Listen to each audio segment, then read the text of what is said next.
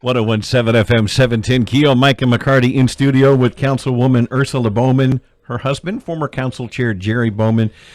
Jerry, I was so disappointed yesterday when it just devolved into race and victimhood. And you just made the comment, it's not always black and white. It's not a race issue. No, it's not. I actually went through some of the same, and I was so happy to hear my wife state that yesterday. It's not always about black and white. It's not always race. It's just about doing the right thing. And years ago, last year, I went through some of the same thing. We had the same conversations, and it was like, well, you tend to, side with them, at times. And I was like, no, it's just, it's the right thing to do. Even, Council Member Fleury, and I want to bring his name up in good graces. We had those conversations all the time. And he was like, I got beat up for, voting with you on that. And I said, well, I appreciate it. He said, well, it was just the right thing to do. And that's what it is. It's the right thing to do. And sometimes the right thing to do for you is not going to be the right thing to do for me. Right. But we're going to meet in the middle and go, you know what? That's right for what your district wants. Right. And maybe it's not right. And we all have to understand that. Right. And respect people's wishes, how they feel like they want to vote. Some things are personal. Some things are just business. It don't mean that you're the enemy now because you didn't vote with me.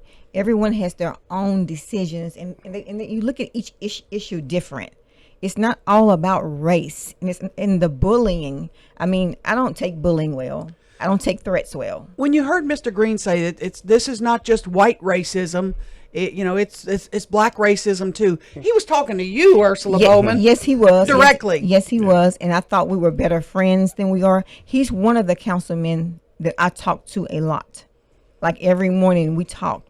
So when he said that, I was fine with it. Sometimes they look at the color of your skin and they think this way or that way. I treat everybody the same. I don't see race unless race see me. That's just completely how I've always been. Where do we go from here? There are a lot of people calling for Mr. Green to step down and that we need a new council chair to kind of bring the city together. Is that something you would be willing to do? Right now, it would be something I would have to think about, to be honest. I haven't thought about it.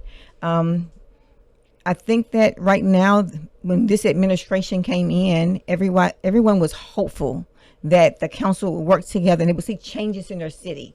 My citizens want the basic needs. They want their the lawn around their area clean. They want their potholes fixed. Y'all worked hard on that yesterday, didn't you? We did. Yeah, a lot of city business was taken care of yesterday, wasn't it? Right, you're right. But that's what I signed up for. When I knocked on doors and talked to people, I didn't want to tell them untrue. I don't want to do the drama and play the blame game. I want to get work done. It's embarrassing when my family from Lafayette come here to visit and they see how dirty our city is. See that at night it's pitch dark still. I'm working on lights. I know, Erin, it's a pet peeve of yours. Oh, boy. But that's what I came there for, not to fight with colleagues about race. What will it take for you to make a move to become chairman? I mean, obviously you're going to pray about it, but if there was a move among other council members to make you the chairman to kind of bring us together, what would it take? It would take a lot of prayer. I'm not saying it couldn't happen, but it would take a lot of prayer. Just deciding. My hopes and my prayers are that we can work together, move forward, put in some procedures so this won't happen again, and so we can move forward. I mean, and don't double dip and be vice versa, because Chairman Green, Alan Jackson spoke about polling the council. When the council affairs job came, he talked to each one of us. You polled the council. So we know it's happening. Rules need to be where they need to be, and make sure when it's not best for you. Where does this go from here? Where do you go from here in terms of, or do you expect to have kind of fractured relationships for a little while? Well, she was already told she's not going to be getting any more votes her way. Right. So I'm going to go, we have 3 weeks off. Hopefully everybody can kind of heal in their own way. When I go I'm going to continue doing for my district. I don't need their votes to do anything in my district. I'm fine. I'll be good. I made sure of that. But I won't do what they'll do. If it's something they need for their district and it's going to help and be the greater of Shreveport, I will vote with them. Just because I didn't go there to hold grudges or to bully. If it's going to help their community and they need my vote, they have it. Specify when you say in they, the they is Councilwoman Taylor, Councilman Jackson, and Councilman Green, correct? Right. Okay. Just wanted to Any of my council persons, all other 6, if they need my support on getting anything done in their community, whether they're black, green, purple, or brown, I'm going to help them. I have an African American district mostly, and I'm in the other three. We're sitting in it, aren't we? Right. So we're sitting in my district. I'll never have ill feelings where I won't vote to do what's right for the people. Let me ask you, if the pay raise issue is on the agenda at the next meeting or a following meeting, does Ursula Bowman support it?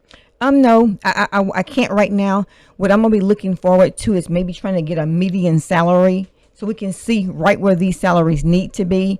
Look at this real closely, because I think we can all say we need a raise. I'm not saying they don't need a raise, but I need more information on that. But there are certain facts that are immutable. Shreveport has a declining population. Right. Shreveport only can afford so much. If you want to be that staff member and make X amount of dollars, then go to San Antonio or go to Dallas, you know, a larger metroplex that can afford that kind of salary. Shreveport may not be able to afford that. Right. You're absolutely right. I would like to see everyone get a raise. Sure, of course. When I see these young men cutting grass in 105, 107 degree weather, I want them to get a raise. When I see my trash workers with this smell in this hot sun, I want them to have a raise.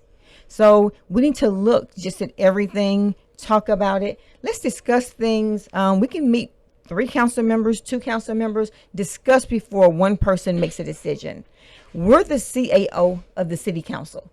Tom Dark is the CAO of the mayor's office. That needs to be understood. It's a breakdown there. So Tom Dark can do things we can't do. Right. It's not one council member that runs the whole council. You have 7 council members. That's our department. We're the CAO, not just the chairman, not just me. We're all CAOs. Last 30 seconds. Your message to James Green today. I still love you. Ursula. It is what it is. Hopefully we can move forward. He's older than I am, but to do better. We need more. We need more politicians like this lady right here. I'm telling you. Thank you so much for coming in this morning. Thanks for your service.